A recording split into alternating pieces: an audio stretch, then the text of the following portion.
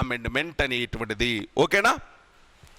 342 ఏ article ఏం చెప్తుందండి? Present ఏం చెప్తుంది?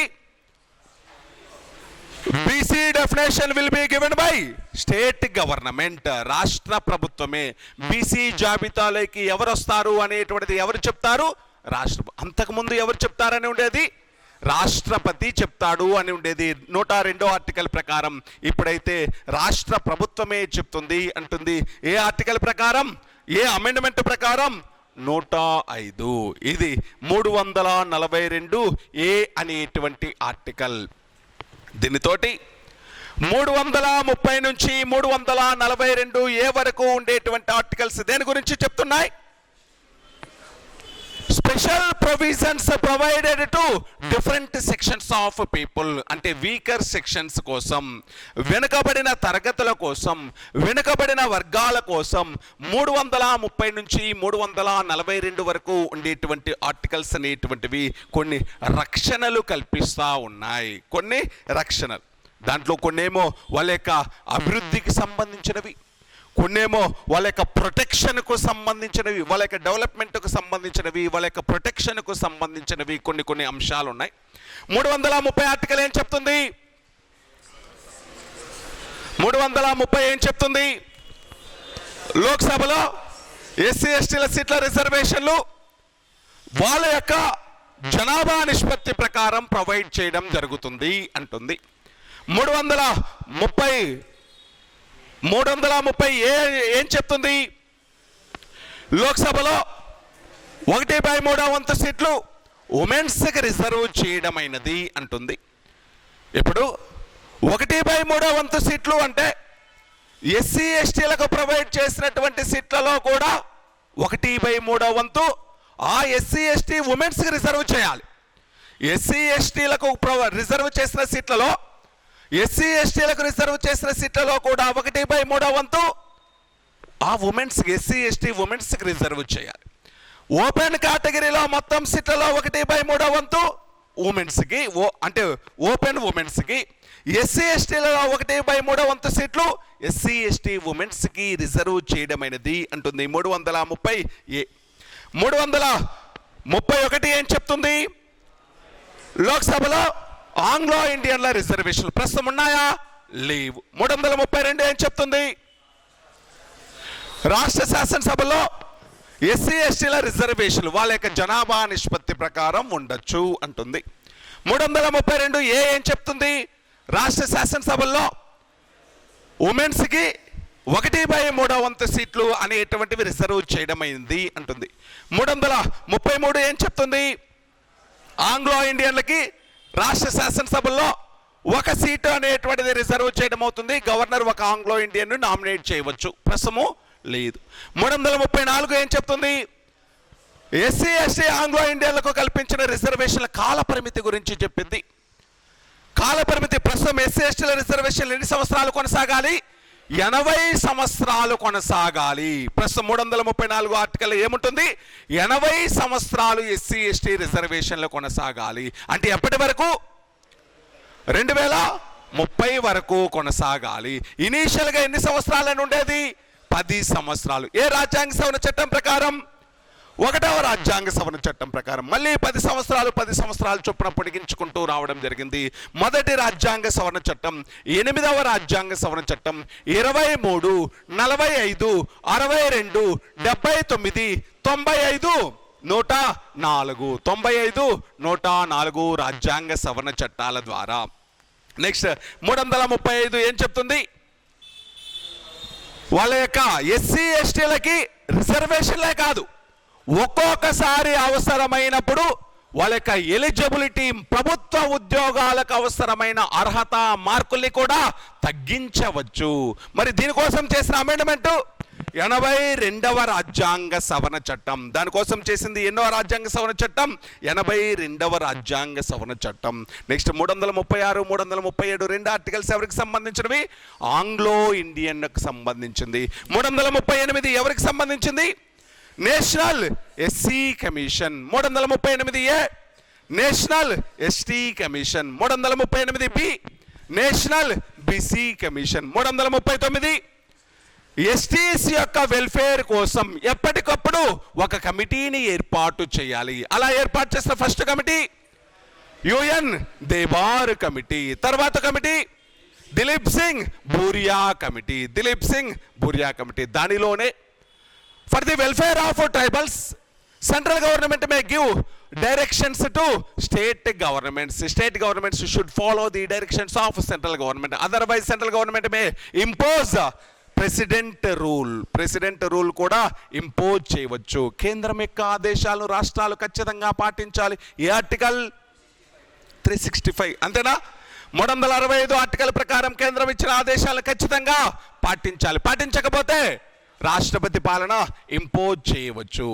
నెక్స్ట్ది 340 బీసీల యొక్క స్థితిగతులు ఎప్పటికప్పుడు పరిశీలించడం కోసం కమిటీని ఏర్పాటు చేయాలి. ఫస్ట్ కమిటీ కాకా కాలేల్కర్ కమిటీ. రెండో కమిటీ మండల్ కమిషన్ అనేటువంటిది.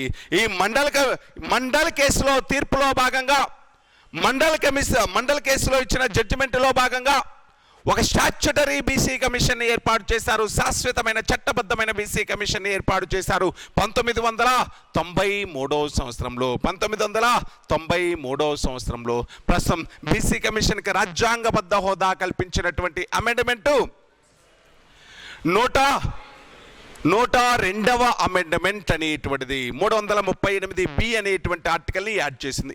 340 ఆర్టికల్ ఏం చెప్తుంది? బీసీ కమిషన్ ఏర్పాటు. 341 డెఫినేషన్ ఆఫ్ ఎస్సీస్ will be given by president.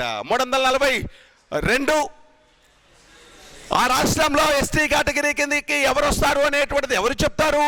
రాష్ట్రపతి చెప్తాడు అంటుంది. 342A ఒక రాష్ట్రంలో బీసీ కేటగిరీ కిందకి ఎవరు వస్తారు అనేటువంటి విషయం ఆ రాష్ట్ర ప్రభుత్వమే చెబుతుంది. ఇనీషియల్గా ఎవరు చెప్తారని ఉండేది?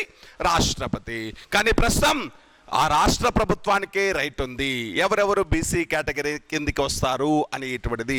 ఇది 342A అనేటువంటి ఆర్టికల్. ఇప్పుడు మనం ఆర్టికల్స్కి సంబంధించిన ఇన్ఫర్మేషన్ అంతా నేర్చుకున్నాం. ఇక్కడ కొన్ని కమిషన్లు వచ్చాయి మనకు. ఏ కమిషన్లు వచ్చాయి? National SC commission, national ST commission, national BC commission. ఈ కమిషన్ల గురించి చెప్పుకోవాలి. ఫస్ట్ సైడ్ హెడ్డింగ్ పెట్టుకుందాం. National SC commission.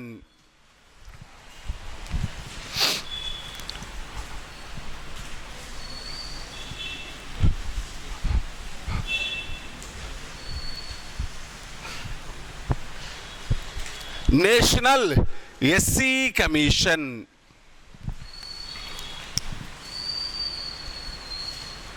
ఏ ఆర్టికల్ చెప్తుందండి?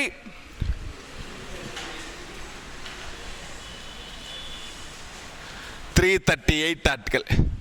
ఇనీషియల్గా దాని పేరేముంది? కమిషనర్ ఆన్ ఎస్సీ ఎస్టీస్ 1978లో. తర్వాత ఎలా మారింది? National SC ST commission. ఎప్పుడు? 1987. మళ్ళీ 1990 65వ రాజ్యాంగ సవరణ చట్టం ప్రకారం దానికి రాజ్యాంగబద్ధ హోదా కల్పిస్తూ ఏ సంవత్సరం ఏర్పాటు చేశారు నేషనల్ ఎస్సీ కమిషన్ని? 1993. నేషనల్ ఎస్సీ కమిషన్ ఎప్పుడు ఏర్పాటు చేశారండి? 1993 నుంచి ఏర్పాటు చేయడం జరిగింది. ఇప్పుడు నేషనల్ ఎస్సీ కమిషన్ ఇది ఏ బాడీ అని చెప్తున్నాను? Constitutional body. 1993వ సంవత్సరంలో ఏర్పాటు చేశారు నేషనల్ ఎస్సీ కమిషన్ని. కాకపోతే అప్పుడు దాని పేరు ఏంటి? National SC and ST commission. అంతేనా? నేషనల్ ఎస్సీ ఎస్టీ కమిషన్ లాగా ఏర్పాటు చేయడం జరిగింది. మరి నేషనల్ ఎస్సీ ఎస్టీ కమిషన్ 1993ని 2004వ సంవత్సరంలో ఎలా డివైడ్ చేశారు? National SC commission, national ST commission. SC commission, ST commission ఇవి రెండు ఏ సంవత్సరం ఫామ్ అయ్యాయి? 2004. ప్రస్తుతం ఎస్సీ కమిషన్ నిర్మాణం ఎలా ఉంది? ప్రస్తుతం ఎస్టీ కమిషన్ నిర్మాణం ఎలా ఉంది? సైడ్ హెడ్డింగ్ పెట్టుకుందాం. National SC commission. ఓకేనా? డివైడ్ అయింది ఎప్పుడు? 2000. ఏ అమెండ్మెంట్ ప్రకారం? 89వ రాజ్యాంగ సవరణ చట్టం. అంతేనా? 65, 89 ఇంతకుముందే చెప్పాను. 89వ రాజ్యాంగ సవరణ చట్టం ప్రకారం 2గా డివైడ్ అయింది. First national SC commission. SC కమిషన్లో 1+1+3. ఫస్ట్ కంపోజిషన్ రాద్దాం, నిర్మాణం రాద్దాం. ఎంతమంది సభ్యులు ఉన్నారండి ఎస్సీ కమిషన్లో? 5 మంది సభ్యులు ఉంటున్నారు. ఒక చైర్మన్, ఒక వైస్ చైర్మన్, 3 సభ్యులు ఉంటున్నారు. నేషనల్ ఎస్సీ కమిషన్లో ఒక చైర్మన్, ఒక వైస్ చైర్మన్, 3 సభ్యులు ఉంటున్నారు.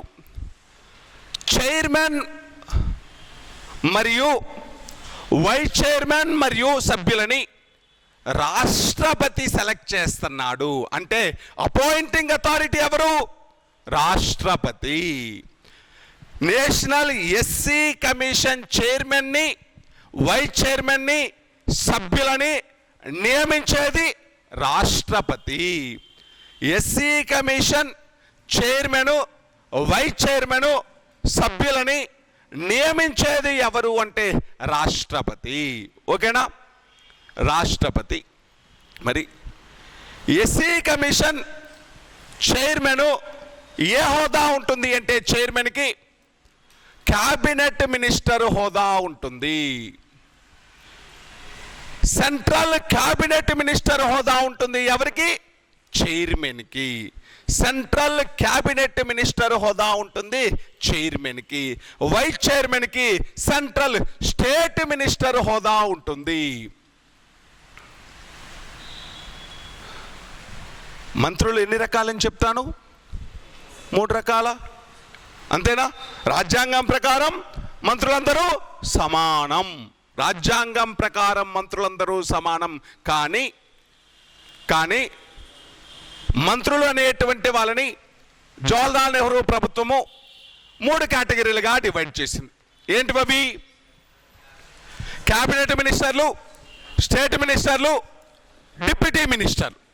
క్యాబినెట్ మినిస్టర్లు, స్టేట్ మినిస్టర్లు, సహాయ మంత్రులు. డిప్యూటీ మినిస్టర్లు అంటే సహాయ మంత్రులు అని. ఇప్పుడు క్యాబినెట్ మినిస్టర్ హోదా ఎవరికి ఉంటుంది? చైర్మన్కు ఉంటుంది. అంటే ఇక్కడ స్టేట్ మినిస్టర్లు అంటే స్వతంత్ర మంత్రులు ఉంటారు చూడండి. స్వతంత్ర మంత్రి హోదా ఎవరికి ఉంటుంది? Vice chairman. మరి మెంబర్స్కి సెక్రటరీ టు గవర్నమెంట్, ప్రభుత్వ కార్యదర్శి హోదా ఉంటుంది. సెక్రటరీ టు గవర్నమెంట్, ప్రభుత్వ కార్యదర్శి హోదా ఉంటుంది. ఎవరికి? మెంబర్స్కి. చైర్మన్కి ఏమో క్యాబినెట్ మినిస్టర్ హోదా, వైస్ చైర్మన్కి ఏమో స్టేట్ మినిస్టర్ హోదా, అదేవిధంగా సభ్యులకేమో సెక్రటరీ హోదా, ప్రభుత్వ కార్యదర్శి హోదా అని ఇటువంటిది ఉంటుంది. ఒక చైర్మను, ఒక వైస్ చైర్మను, 3 సభ్యులు ఉన్నారు. ఈ 5 మంది సభ్యులలో ఖచ్చితంగా ఒక ఉమెన్ ఉండాలి. ఈ 5 మంది సభ్యుల్లో ఖచ్చితంగా ఎవరు ఉండాలి? ఒక ఉమెన్కి సభ్యత్వం ఉండాలి. అపాయింటింగ్ అథారిటీ ఎవరు? అపాయింటింగ్ అథారిటీ ఎవరు? రాష్ట్రపతి. వీళ్ళ యొక్క పదవీ కాలాన్ని నిర్ణయించే వ్యక్తి ఎవరు? వీళ్ళ యొక్క పదవీ కాలాన్ని నిర్ణయించే వ్యక్తి కూడా రాష్ట్రపతి. ప్రస్తుతం ఎస్సీ కమిషన్ యొక్క పదవీ కాలం 3 సంవత్సరాలు. 3 సంవత్సరాలు. సభ్యులుగా నియమించిన తర్వాత ఎన్ని రోజులు వాళ్ళు పదవిలో ఉంటారండి? 3 సంవత్సరాలు. చైర్మన్ అయినా సభ్యులైనా వాళ్ళ యొక్క పదవీ కాలం 3 సంవత్సరాలు. చెప్తాను చూడండి. ఎస్సీ కమిషన్ గురించి చెప్తున్నాను. ఈ ఆర్టికల్ చెప్తుంది ఎస్సీ కమిషన్ ఫార్మేషన్ గురించి. 338 ఆర్టికల్. ఎస్సీ కమిషన్లో ఎంతమంది సభ్యులు ఉంటున్నారు? 5 మంది సభ్యులు ఉంటున్నారు. ఒక చైర్మన్, ఒక వైస్ చైర్మన్, 3 సభ్యులు. చైర్మన్కి ఏమో క్యాబినెట్ మినిస్టర్ హోదా, వైస్ చైర్మన్కి ఏమో స్టేట్ మినిస్టర్ హోదా, 3 సభ్యులకేమో సెక్రటరీ హోదా, గవర్నమెంట్ సెక్రటరీ హోదా ఉంటుంది, క్యాబినెట్ సెక్రటరీ హోదా ఉంటుంది. ఈ 5 మంది సభ్యుల్లో ఖచ్చితంగా ఒకరు ఉమెన్ అయి ఉండాలి. ఖచ్చితంగా ఒక మహిళా సభ్యురాలిగా ఉండాలి. మరి వీళ్ళ యొక్క పదవీ కాలం, ఎస్సీ కమిషన్ చైర్మన్ మరియు సభ్యుల యొక్క పదవీ కాలం ఎంత? 3 సంవత్సరాలు. ఎస్సీ కమిషన్ చైర్మన్ మరియు సభ్యుల యొక్క పదవీ కాలం 3 సంవత్సరాలు అనేటువంటిది. మళ్ళీ వీళ్ళని సభ్యులుగా అపాయింట్ చేయొచ్చా? చేయొచ్చు, అదేమీ లేదు. ఇది రాజ్యాంగబద్ధ సంస్థ, ఎన్నిసార్లు అయినా కూడా చేసుకోవచ్చు. మళ్ళీ చైర్మన్గా అపాయింట్ చేయొచ్చు, మళ్ళీ సభ్యులుగా అపాయింట్ చేయవచ్చు. ఓకేనా? సరే, ఇప్పుడు ఎస్సీ కమిషన్ అనేటువంటిది ఎందుకోసం ఏర్పాటు చేశారు? ఎస్సీ కమిషన్ అనేటువంటిది ఎస్సీల యొక్క స్థితిగతులను ఎప్పటికప్పుడు పరిశీలించి రాష్ట్రపతికి ఒక రిపోర్టును సబ్మిట్ చేస్తుంది. అంటే ఎస్సీ కమిషన్ తన యొక్క రిపోర్ట్ని ఎవరికి సబ్మిట్ చేస్తుంది? రాష్ట్రపతికి. ఎస్సీ కమిషన్ అనేటువంటిది తన యొక్క రిపోర్టుని ఎప్పటికప్పుడు, అంటే ప్రతి సంవత్సరం కూడా తన యొక్క రిపోర్టుని ఎవరికి సబ్మిట్ చేస్తుంది? రాష్ట్రపతి. రాష్ట్రపతి ఈ రిపోర్టును ఎవరి ముందు ప్రజెంట్ చేయాలి? పార్లమెంటు ముందు ప్రజెంట్ చేయాలి. ఎస్సీ కమిషన్ ఏమో తన యొక్క రిపోర్టుని రాష్ట్రపతికి సబ్మిట్ చేస్తుంది సంవత్సరం చివర. ఆ రిపోర్టుని రాష్ట్రపతి పార్లమెంటు ముందు ఉంచాలి. ఇప్పుడు ఎస్సీలకి రాజ్యాంగం కల్పించినటువంటి రక్షణలు అనేటువంటివి సరిగా అమలవుతున్నాయా లేవా? ఎస్సీలకు కల్పించి ప్రభుత్వము అందిస్తున్నటువంటి పథకాలు అనేటువంటివి కరెక్ట్గా చేరుతున్నాయా లేదా? వాళ్ళు సోషల్గా ఎకనామికల్గా ఎదుగుతున్నారా లేదా? వాళ్ళ యొక్క పరిస్థితి సమాజంలో ఎలా ఉంది అనేటువంటిది పరిశీలిస్తూ ఉంటుంది. దానికోసం ప్రభుత్వానికి అడ్వైజులు ఇస్తూ ఉంటుంది, ప్రభుత్వానికి సలహాలు ఇస్తుంది. ఎప్పటికప్పుడు ఈ అంశాలన్నీ కూడా ఎప్పుడూ డిస్కస్ చేస్తూ, ప్రభుత్వంతో కోఆపరేట్ చేస్తూ ప్రభుత్వానికి సలహాలు ఇస్తూ ఉంటుంది. ఎవరు అంటే ఎస్సీ కమిషన్. రాజ్యాంగం ఎస్సీలకు కల్పించినటువంటి అవకాశాలు ఏవైతే ఉన్నాయో అవి కరెక్ట్గా ఇంప్లిమెంట్ అవుతున్నాయా లేదా అని పరిశీలించడమే ఎస్సీ కమిషన్ యొక్క డ్యూటీ. ఓకేనా? మరి ఈ ఎస్సీ కమిషన్ అనేటువంటిది వర్కింగ్ ప్రొసీజర్ ఎలా ఉంటుంది అంటే, పనిచేసేటప్పుడు ఒక సివిల్ కోర్టు హోదా ఉంటుంది. ఎస్సీ కమిషన్కి ఏ హోదా ఉంటుందండి? సివిల్ కోర్టు హోదా ఉంటుంది. అంటే సివిల్ కోర్టు హోదా అంటే ఎస్సీ కమిషన్కి సివిల్ కోర్టు హోదా ఉంది అంటే, కొన్నిసార్లు కొన్ని ఇష్యూస్లో ఈ ఎస్సీ అంటే షెడ్యూల్డ్ క్యాస్టులకు సంబంధించినటువంటి వ్యక్తులు తమకు అన్యాయం జరిగింది అని ఎస్సీ కమిషన్ దగ్గరికి వెళ్ళచ్చు. అప్పుడు కమిషన్ ఏం చేస్తుంది అంటే ఆ ఇష్యూని అబ్జర్వ్ చేసి ఆ ఇష్యూకి సంబంధించినటువంటి మెటీరియల్, ఆ ఇష్యూకి సంబంధించినటువంటి సాక్ష్యాలన్నిటినీ నా ముందు ప్రజెంట్ చేయండి అని అక్కడ ఉన్నటువంటి కలెక్టర్ని ఆదేశించవచ్చు, అక్కడ ఉన్నటువంటి ఎస్పీని ఆదేశించవచ్చు, అక్కడ ఉన్న ప్రభుత్వ ఉద్యోగులని ఆదేశించవచ్చు. అంటే సివిల్ కోర్టు ఎలాగైతే సాక్ష్యాలు నా ముందు ప్రజెంట్ చేయమంటుందో అలాగా సాక్ష్యాలను తన ముందు ప్రజెంట్ చేయమని కోరవచ్చు. ఎవరు? SC commission. సాక్ష్యాలను ప్రజెంట్ చేయడంతో పాటు SC commission has the right to give summons. అంటే ఏంటి అంటే, సమన్ అంటే నా ముందు ప్రజెంట్ కండి, నా ముందు హాజరవ్వండి అని కోరడం. అంటే కలెక్టర్ని రమ్మనొచ్చు, ఎస్పీని రమ్మనొచ్చు, కింది స్థాయి ఉద్యోగుల్ని రమ్మనొచ్చు. అంటే సాక్ష్యాలను పరిశీలించే అధికారం ఉంది. అదేవిధంగా ఈ ఇన్సిడెంట్కి ఎవరైతే కారణమయ్యారో ప్రభుత్వ ఉద్యోగులు నా ముందు ప్రజెంట్ కమ్మని అడిగేటువంటి రైట్ ఉంది. అదేవిధంగా ఎంక్వైరీ చేసేటువంటి రైట్ ఉంది, విచారణ చేసేటువంటి రైట్ ఉంది. అన్ని సమస్యల గురించి సమస్యల గురించి మొత్తం డిస్కస్ చేసి విచారించి ఏం చేస్తుంది? ప్రభుత్వానికి రిపోర్ట్ ఇస్తుంది. ప్రభుత్వానికి ఇచ్చినటువంటి ఎస్సీ కమిషన్ ఇచ్చినటువంటి రిపోర్టుని, అంటే ఇంత నష్టపరిహారం చెల్లించమనో లేకపోతే వాళ్ళకి అన్యాయం జరిగింది వాళ్ళకి న్యాయం చేయమనో రిపోర్ట్ ఇస్తుంది. ఆ రిపోర్టుని ఖచ్చితంగా ప్రభుత్వం బౌండ్ అవ్వాలా? లేదు. అంటే commission has only advisory power. A power మాత్రమే ఉంది? సలహా అధికారం మాత్రమే ఉంది. యాక్షన్ తీసుకునే అధికారం లేదు, చర్యలు తీసుకునే అధికారం లేదు. ఎవరికి? ఎస్సీ కమిషన్కి. ఎస్సీ కమిషనే కాదు, నేను ఇప్పుడు ఎస్సీ ఎస్టీ బీసీ కమిషన్ మూడింటికి same. SC ST BC commission functions same, అన్నీ సేమ్, జస్ట్ పేరు మాత్రమే మారిద్ది. ఎస్సీ ఎస్టీ బీసీ అని మాత్రమే మారిద్ది, మిగతాదంతా సేమ్. మెంబర్స్ ఎంతమంది ఉన్నారు? 5 మంది. ఖచ్చితంగా ఒక ఉమెన్ మెంబర్ అనేటువంటి వాళ్ళు ఉండాలి. ఎవరు అపాయింట్ చేస్తున్నారు? రాష్ట్రపతి. పదవీ కాలం ఎంత? 3 సంవత్సరాలు. ఈ 5 మంది సభ్యులకు ఒక్కొక్కరికి ఒక్కో హోదా ఇచ్చాం. ఫస్ట్ చైర్మన్కి ఏ హోదా ఇచ్చాం? Cabinet minister. వైస్ చైర్మన్కి ఏ హోదా ఇచ్చాం? State minister. మెంబర్స్కి ఏ హోదా ఇచ్చాం? క్యాబినెట్ సెక్రటరీ హోదా అనేటువంటిది ఇవ్వడం జరిగింది. మరి ఎస్సీ కమిషన్ అనేటువంటిది పనిచేసేటప్పుడు ఎలా పనిచేస్తుంది? ఒక సివిల్ కోర్టు లాగా పనిచేస్తుంది. సివిల్ కోర్టుకి ఏ అధికారాలు అయితే ఉంటాయో ఆ అధికారాలన్నీ ఉంటాయి. అంటే సాక్షులని తన ముందు ప్రజెంట్ కమ్మని, సాక్ష్యాధారాలని తన ముందు ప్రజెంట్ చేయమని, అదేవిధంగా వ్యక్తులని విచారించేటువంటి అధికారం ఉంటుంది, వ్యక్తులని ఎంక్వైరీ చేసేటువంటి అధికారం ఉంటుంది. ఎంక్వైరీ చేసి తన యొక్క రిపోర్టుని ప్రభుత్వానికి సబ్మిట్ చేస్తుంది. ప్రభుత్వం అనేటువంటిది ఆ రిపోర్టు పైన చర్యలు తీసుకోవచ్చు, తీసుకోకపోవచ్చు. ఖచ్చితంగా దానికి బౌండ్ అవ్వాలి అనేటువంటి అవకాశం అయితే లేదు. ఖచ్చితంగా దానికి యాక్షన్ తీసుకునేటువంటి అధికారం లేదు. డైరెక్ట్గా యాక్షన్ తీసుకునే అధికారం లేదు. నీకు 6 నెలలు కఠిన కారాగార శిక్ష విధిస్తున్నాను అని చెప్పకూడదు. దానికి కఠిన కారాగార శిక్షలు విధించే అధికారం లేదు. అదేవిధంగా నష్టపరిహారం చెల్లించండి అని చెప్పే అధికారం లేదు.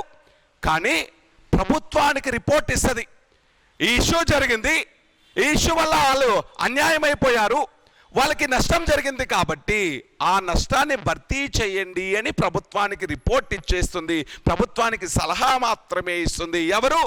SC commission. చర్యలు తీసుకునేటువంటి రైట్ లేదు. ఎవరికి?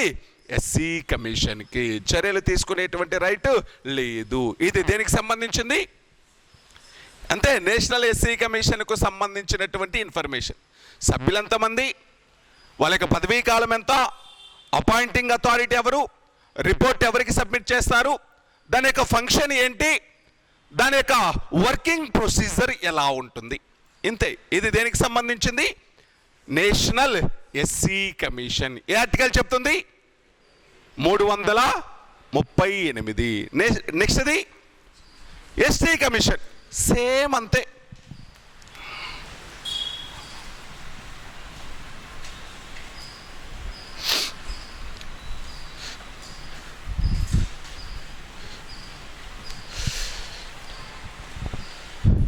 అన్నీ సిమిలర్ ఏనండి. నేషనల్ ఎస్టీ కమిషన్ ఏ ఆర్టికల్ చెప్తుంది? 338. ఏ అమెండ్మెంట్ ద్వారా ఏర్పడింది? 89వ రాజ్యాంగ సవరణ చట్టం. ఏ సంవత్సరం ఏర్పడింది? 2004 నుంచి. ఎస్టీ కమిషన్లో ఎంతమంది సభ్యులు ఉన్నారు? 1+1+3. ఒక చైర్మను, ఒక వైస్ చైర్మను, 3 మెంబర్సు. ఒక చైర్మను, ఒక వైస్ చైర్మను, 3 మెంబర్స్ ఉన్నారు. మరి చైర్మన్కి ఏ హోదా ఉంటుంది? క్యాబినెట్ మినిస్టర్ హోదా ఉంటుంది. వైస్ చైర్మన్కి ఏ హోదా ఉంటుంది? వైస్ చైర్మన్కి ఏ హోదా ఉంటుంది? స్టేట్ మినిస్టర్ హోదా ఉంటుంది. మెంబర్స్కి ఏ హోదా ఉంటుంది? క్యాబినెట్ సెక్రటరీ హోదా ఉంటుంది. ఖచ్చితంగా ఈ 500లో ఒకరు ఎవరై ఉండాలి? ఉమెన్ మెంబర్ అయి ఉండాలి. ఖచ్చితంగా ఒకరు మహిళా సభ్యురాలు అయి ఉండాలి. దీని యొక్క ఫంక్షన్ ఏంటి? దాని యొక్క విధులేంటి? రాజ్యాంగం ఎస్టీలకు కల్పించినటువంటి అవకాశాలు కరెక్ట్గా అందుతున్నాయా లేదా వాళ్ళకి? ఈ ఎస్టీలు అనేటువంటి వాళ్ళు డెవలప్ అవ్వాలి అంటే వాళ్ళకి ఎటువంటి అవకాశాలు కల్పించాలి, వాళ్ళపైన జరిగేటువంటి అట్రాసిటీస్ అనేటువంటి వాటిని ఎలా మినిమైజ్ చేయాలి అనేటువంటి దానికి సంబంధించి ప్రభుత్వానికి ఎప్పటికప్పుడు రిపోర్ట్ ఇస్తూ ఉంటుంది. మరి ఎస్టీ కమిషన్ ఎవరు అపాయింట్ చేస్తున్నారు? రాష్ట్రపతి. కాబట్టి రిపోర్టుని ఎవరికి సబ్మిట్ చేయాలి? రాష్ట్రపతికి సబ్మిట్ చేయాలి. రిపోర్ట్ అనేటువంటిది ప్రతి సంవత్సరం రాష్ట్రపతికి సబ్మిట్ చేస్తారు. రాష్ట్రపతి రిపోర్టుని ఎవరి ముందు ఉంచాలి? పార్లమెంటు ముందు ఉంచాలి. రాష్ట్రపతి ఈ రిపోర్టుని పార్లమెంటు ముందు ఉంచాలి. మరి ఎస్టీ కమిషన్ పనిచేసేటప్పుడు ఎలా పనిచేస్తుంది? సివిల్ కోర్టు లాగా పనిచేస్తుంది. ఎస్టీ కమిషన్ పనిచేసేటప్పుడు ఎలా పనిచేస్తుంది అంటే సివిల్ కోర్టు లాగా పనిచేస్తుంది. ఎస్టీ కమిషన్ పనిచేసేటప్పుడు సివిల్ కోర్టు లాగా పనిచేస్తుంది. సేమ్ అలాగే సాక్ష్యాలను పరిశీలిస్తుంది, సాక్షులని తన ముందు హాజరుకమ్మని అడుగుతూ ఉంటుంది, ఎంక్వైరీ విచారణ చేస్తుంది, విచారణ చేసి రిపోర్ట్ సబ్మిట్ ఎవరికి చేస్తుంది? ప్రభుత్వానికి రిపోర్ట్ సబ్మిట్ చేస్తుంది. ప్రభుత్వం దీనిపైన ఖచ్చితంగా పాటించాల్సినటువంటి అవసరం ఖచ్చితంగా government may or may not bind to the report of SC and ST commissions. SC ST కమిషన్లు ఇచ్చినటువంటి రిపోర్టుని ఖచ్చితంగా పాటించాల్సిన అవసరం లేదు. ఓకేనా? ఎస్టీ కమిషన్ యొక్క పదవీ కాలం కూడా ఎంత? 3 సంవత్సరాలు. ఎస్టీ కమిషన్ యొక్క పదవీ కాలం కూడా ఎంత అంటే 3 సంవత్సరాలు. సేమ్ అంతే ఉంటుంది. ఎస్సీ కమిషన్ ఏముందో ఎస్టీ కమిషన్ కూడా సేమ్. ఎస్సీ కమిషన్కు ఏ హోదా ఉంటే ఎస్టీ కమిషన్కు కూడా సేమ్ అదే హోదా. Next national BC commission same అదే. బీసీ కమిషన్లో కూడా మారేదేమీ లేదు, సేమ్ అన్నీ అలాగే ఉంటాయి.